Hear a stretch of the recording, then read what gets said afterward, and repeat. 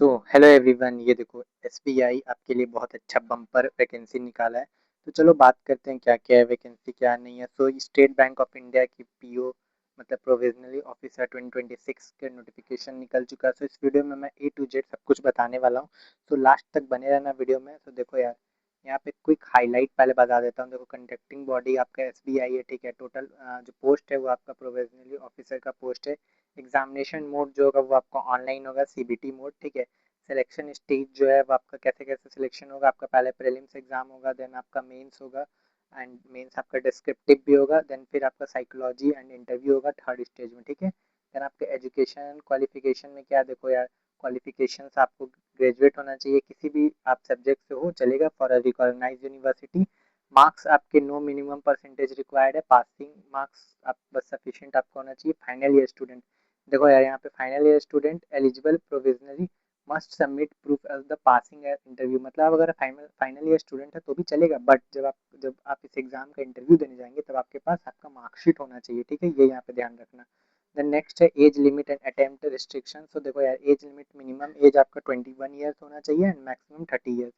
Relaxation OBC के लिए 3 साल का रिलैक्सेशन है, S T S C candidate के लिए 5 साल का रिलैक्सेशन है, और पीडब्ल्यूडी कैंडिडेट के लिए 10 से 15 साल का रिलैक्सेशन है, ठीक है।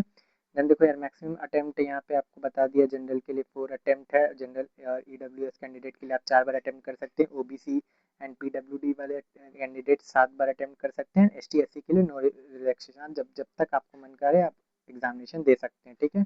अब देखो बात करते हैं स्टेज 1 क्या क्या है, प्रीलिम्स एग्जाम का पैटर्न क्या होता है। तो देखो यार, 100 मार्क्स का प्रीलिम्स एग्जामिनेशन होता है, जिसमें आपको टोटल 3 सेक्शन देखने को मिलते हैं। इंग्लिश लैंग्वेज, जिसमें कि आपको 30 क्वेश्चन देखने को मिल जाएंगे। टोटल मार्क्स आपका 30 मार्क्स का रहेगा, मतलब एक क्वेश्चन 1 मार्क्स का, और आपको टाइम इसके लिए मिलेगा 20 मिनट, ठीक है। क्वांटिटिव एप्टीट्यूड के आपके टोटल 35 क्वेश्चन रहेंगे, इसके लिए आपको टोटल 35 मार्क्स के क्वेश्चन रहेंगे एंड आपको 20 मिनट का टाइम मिलेगा, ठीक है।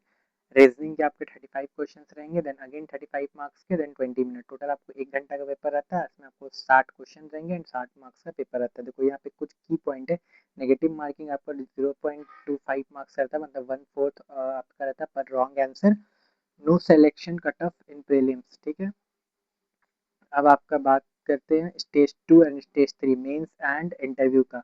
तो देखो यार, मेंस ऑब्जेक्टिव होता है जिसमें कि 200 मार्क्स का पेपर रहता है, ये 3 घंटे का आपका होता है, जिसमें कि आपको देखो रीजनिंग एंड कंप्यूटर के टोटल 40 क्वेश्चन रहते हैं और 60 मार्क्स का रहता है, जिसके लिए आपको 50 मिनट का टाइम मिलता है, ठीक है। डेटा एनालिसिस एंड इंटरप्रिटेशन के आपके 30 क्वेश्चन रहते हैं एंड 60 मार्क्स का ये पेपर रहता है, इसके लिए भी आपको 45 मिनट्स मिलता है। देन आपको general awareness and banking awareness के 60 क्वेश्चन रहते हैं, उसके आपको 60 मार्क्स का रहता है एंड इसके लिए आपको 45 मिनट्स का समय मिलता है, ठीक है।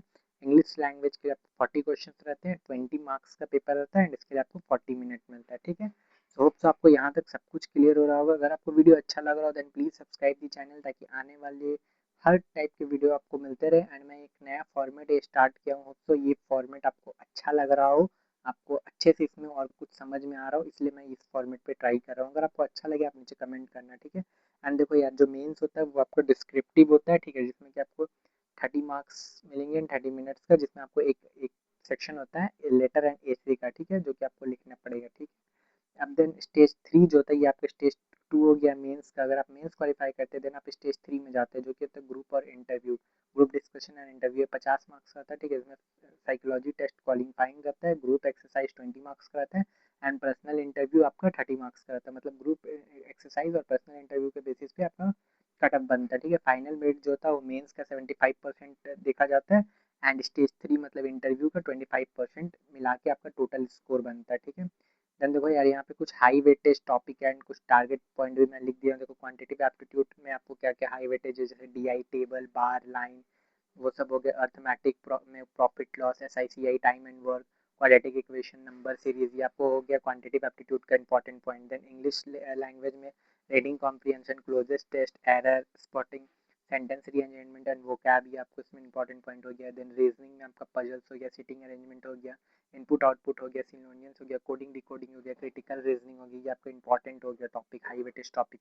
Then general and banking awareness में अगर आप देखने जाओ तो करंट अफेयर्स हो गया आपका, जो कि लास्ट 5 से 6 मंथ का बैंकिंग कॉन्सेप्ट हो गया, आरबीआई गाइडलाइंस हो गया, फिर फाइनेंशियल टीम्स टर्म्स हो गया, ठीक है। ये सारा आपको इंपॉर्टेंट है। अब देखो यार, लास्ट 4 स्टेज है स्ट्रैटेजी है रोड मैप का, जो कि मैं यहाँ पे आपको क्लियर कर दूँ। देखो स्टेज 1 पे आपको क्या करना है, सबसे पहले क्लियर कोर कॉन्सेप्ट, ठीक है।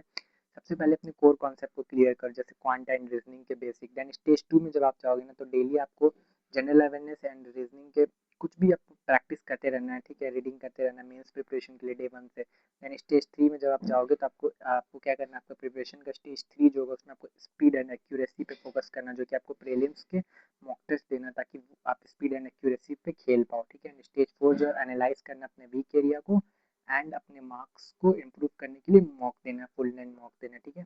तो होप सो ये वीडियो आपको हेल्पफुल लगा होगा, एंड अगर आपको वीडियो हेल्पफुल लगा then please subscribe the channel.